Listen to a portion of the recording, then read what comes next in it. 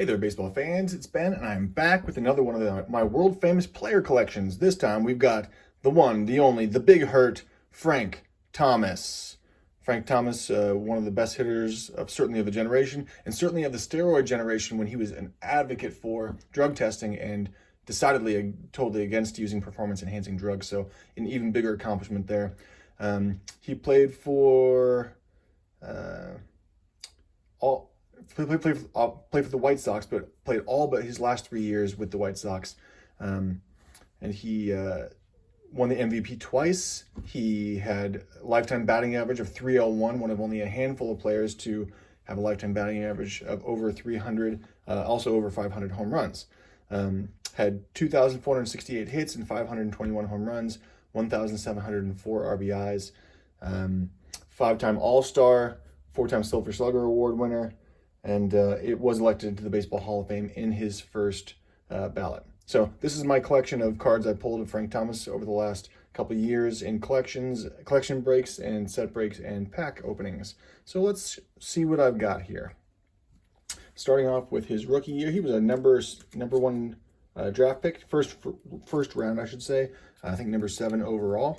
So starting off with his famous Topps rookie card there. There he is as an Auburn player. I think he actually played football for Auburn too.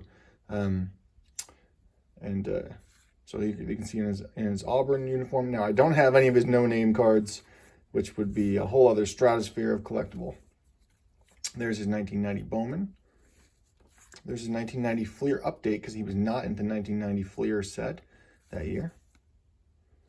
And there is 1990 Score, first round draft pick. Got a lot of those. Moving on to 1991, excuse me, where we get to see his first official release Fleer card, Upper Deck card, and Donruss card. So there's Topps. I've got 2 of those. Both of them glow back. And as well as one of those little tiny mini cards. This is not the Cracker Jack. This is the actual Topps mini. And there's the Topps Bazooka Shining Star card, which is one that you don't see too often. There's his 1991 Studio, where you learn that he has too many heroes to mention. Excuse me. He enjoys listening to music, R&B, watches soap operas like all my children, and is a fan of the Lakers. There's this really cool looking 91 Fleer card. A lot of those. As well as a 1991 Leaf. He did have a 1990 Leaf that I do not have, but that's a very highly sought after card. There's his 1991 Fleer Ultra, which is a rookie card. That's their inaugural year of that set. So another very cool card is a 1991 Topps Toys R Us Rookies set. And that black border is really tough to keep in good shape. So have a pretty primo example of that right there. There's 1991 Score. Again, a black border, tough to keep in good shape, but 2 good examples there. He was in Series 2 for Donruss, so he gets the green border. You can see a number of those.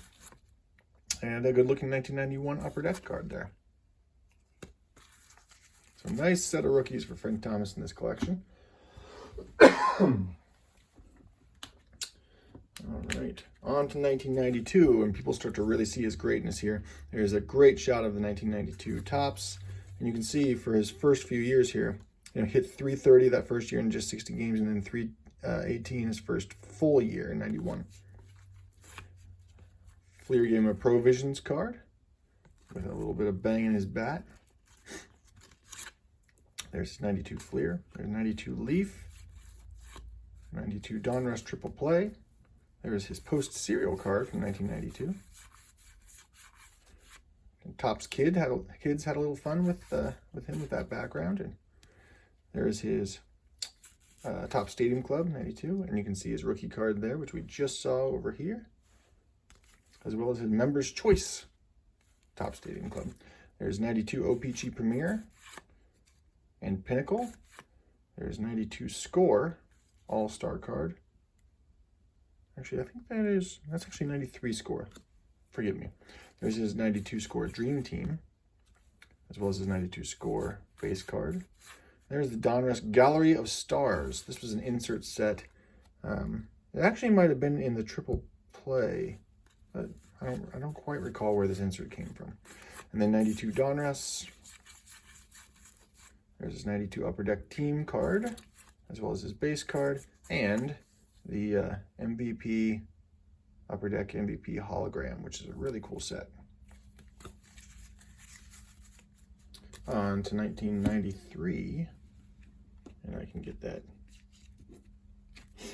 scorecard in its proper place. So there's his 93 Topps. Good looking card there with him holding 3 bats. You can see the next year he had a 323 batting average, 46 doubles to tie it with the league lead, 122 walks. Just remarkable. And so you can see there. He also had 7 consecutive seasons where he hit at least 300 with 100 RBIs, 100 runs scored, 100 walks, and 20 home runs. He's the only player in Major League history to ever do that. There's this Topps All-Star with him and Fred McGriff. This is the gold version, so nice to have that in the collection here. There's 93 Fleer. There he is with Cecil Fielder. As the Power Brokers. Here's the Upper Deck insert Future Heroes. 62 of 63 Future Heroes for Frank Thomas. And 93 Donruss. There's that 93 Score All-Star. There's his Members' Choice for Topps Stadium Club. 93 Leaf featured Frank Thomas with a bunch of inserts. So this is a part of that insert set there. For some reason, I opened a box here and I got both of the same one. So this is the Power version. A bunch of these Hostess cupcakes from 93, 93 Pinnacle, 93 Triple Play, and there he is a little hot shot playing for the Lions in Little League. He was on the checklist for Upper Deck that year, and there he is with Robin Ventura as the Southside Sluggers as a subset there. And then, really good looking card here for the Diamond Marks, 1993 Diamond Marks bookmark series. On to 1994, starts to dwindle a little bit, as my collections tend to do once I leave my sweet spot. There's 94 Topps. Hit 317 that year. So again, his first 4 seasons of Major League play, 330, 318, 323, and 317, all while being a power hitter and hitting 32 home runs, 24 home runs, and then 41 home runs. Just out of this world. What a start. There's a post-serial collection.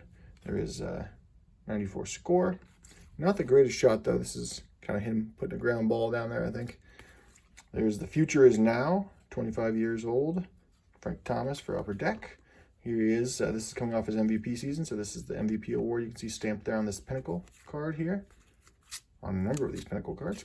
And this is a scratch-off from Upper Deck. The scratch-off rules with, and there he is with Roberto Alomar. You can see he kind of play a little game there. On to 1995, you have 1995 Topps. So that year, he hit 353 in 94. He was the MVP this year as well, but this is the strike-shortened season. So he hit 353, led the league in walks, slugging percentage, still hit 38 home runs with 101 RBIs in a strike-shortened season. Just remarkable. Here is here he is with Jeff Bagwell. And you can see on his hands there, he's got his Reebok gear on. Reebok did create the Big Hurt, which is his shoe, and it's really the technical name for it was the Tech 90.